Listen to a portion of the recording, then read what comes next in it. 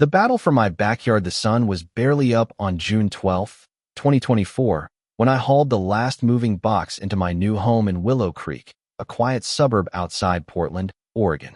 Sweat stung my eyes, and packing tape clung to my fingers like a bad habit. I just set down a box labeled Kitchen Fragile when a woman appeared at my garage door like she'd been summoned by some suburban spell. Margaret Voss, in a crisp navy blazer, stood there clutching a folder thick enough to double as a doorstop. Her face was a mix of bureaucratic confidence and barely concealed urgency, like she was about to arrest me for existing. "Are you the new resident?" she asked, her tone more accusation than question. "Yeah, I'm Lucas Bennett," I said, trying to sidestep her to grab another box. She moved to block me, her heels clicking on the concrete. "I'm Margaret Voss, president of the Willow Creek Homeowners Association. You're already in violation. Leave now or face fines." I froze, a cast iron skillet slipping in my grip and hitting the garage floor with a clang that echoed like a warning shot. "Leave? I just signed a mortgage for this place. The deed was mine, the ink barely dry." "Excuse me," I managed, picking up the skillet. Margaret thrust a blue binder at me, its weight nearly knocking the air out of my lungs. "This is your compliance binder. You have 30 days to sign acknowledgement of our community standards, or fines start at $50 a day." I flipped through pages of rules denser than a legal textbook grass height. Mailbox specs, approved paint colors. "This thing's heavier than my toolbox," I muttered, half joking. She nodded like I'd complimented her life's work.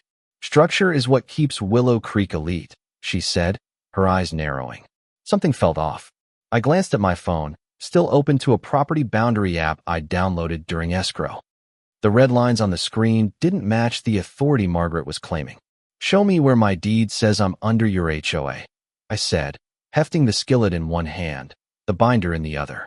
Her smile faltered, just for a second. "Your deed is irrelevant. Ownership comes with community responsibility."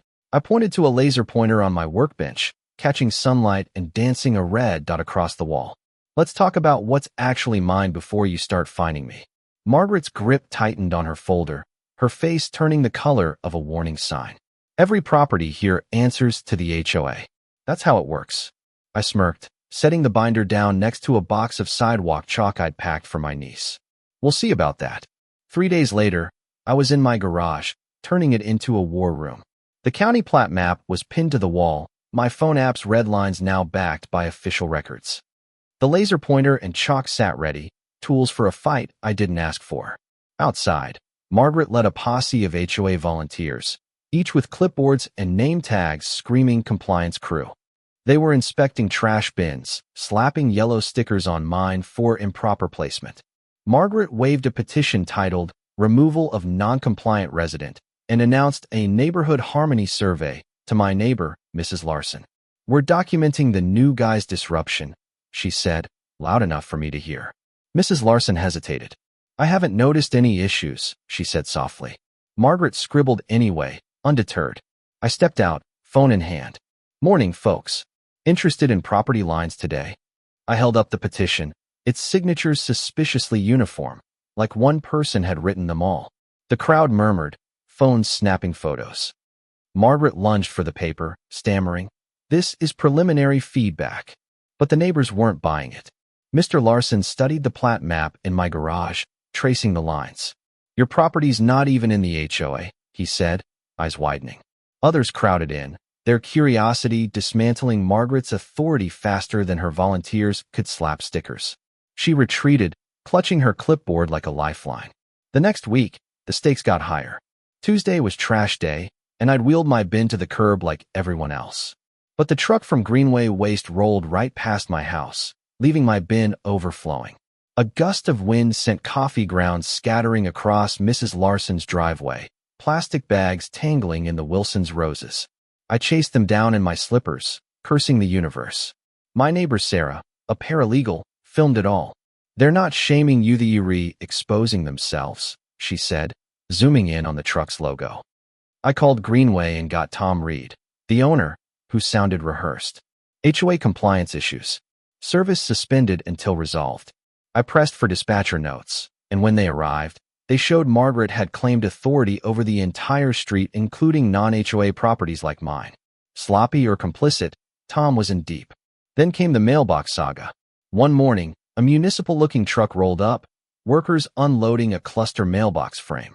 Margaret hovered nearby, her car idling like she was planning a quick escape. The work order claimed a community petition from 2 weeks before I'd even moved in. Suspicious timing. They started unbolting my mailbox, and I remembered a key detail from my old construction job. Mailboxes are federal property. I called the postmaster, who arrived within the hour, badge gleaming. Unauthorized mailbox tampering is a federal offense, he declared, slapping a violation notice on Margaret's clipboard. The crowd gasped. Someone clapped. He restored my mailbox, affixing a sticker that read, USPS. Tampering is a federal crime. Margaret's safety vest looked like a cheap prop as she backed away, muttering about neighborhood efficiency. Margaret didn't stop. She went digital, creating a private group called Concerned Willow Creek Residents. Screenshots from Mr. Wilson showed photos of my house, captioned with lies, neglected property dragging down values. The accounts posting them? All created last week, with identical typos linked to Margaret's Google Drive. Sarah called it what it was, stalking. The metadata showed photos taken from my yard while I was at work. I pinned the screenshots to my garage wall, next to the plat map, a growing gallery of Margaret's overreach. She escalated again, calling an emergency meeting at the community center on June 20th, 2024. The room buzzed with tension. 15 neighbors, some loyal to Margaret, others skeptical. She stood at a podium, flipping charts about community standards and passing a petition for enforcement authority. But a deputy sheriff walked in, holding a complaint Mrs. Larson had filed about false HOA reports. Your charts don't match county records, he said, tapping her stack. The room erupted in whispers. Mr. Wilson stood up. Where's your sales data? Lucas's agents say non-HOA homes sell faster. Margaret fumbled, her authority crumbling. Sarah pressed harder. Why were your photos taken from his private property? The petition stalled, abandoned on a chair as neighbors left, unconvinced. The next morning, city trucks arrived with surveyors. They hammered orange stakes into my lawn, each thud a nail in Margaret's campaign. The planning official handed me a laminated document. Boundary verified. Outside HOA jurisdiction. Neighbors snapped photos. A kid on a bike chanted, "Not in the HOA." Margaret watched, her phone buzzing with frantic calls about liability. By evening, the HOA board ousted her, fining her $700 for violations like unauthorized postal tampering and illegal sidewalk signage. Tom Reed lost his contract for blindly following her orders.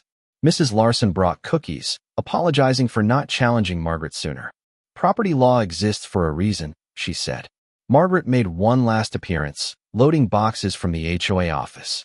She paused at my boundaries sign, its reflective plaque gleaming in the sunset. Maybe I got too focused on standards, she said softly. Boundaries matter. The chalk lines I'd drawn faded, but the municipal sign stood firm, a quiet victory of facts over fear. So, what would you have done on day one, facing a binder-wielding HOA tyrant? Would you have pushed back with property law, or try to play nice? Is it worth fighting for your rights when the neighborhood's watching? Or do you think community harmony trumps personal freedom? Drop a comment, hit like, and subscribe if you're ready to stand up for your space. Let's hear your stories. What's the wildest HOA drama you've faced?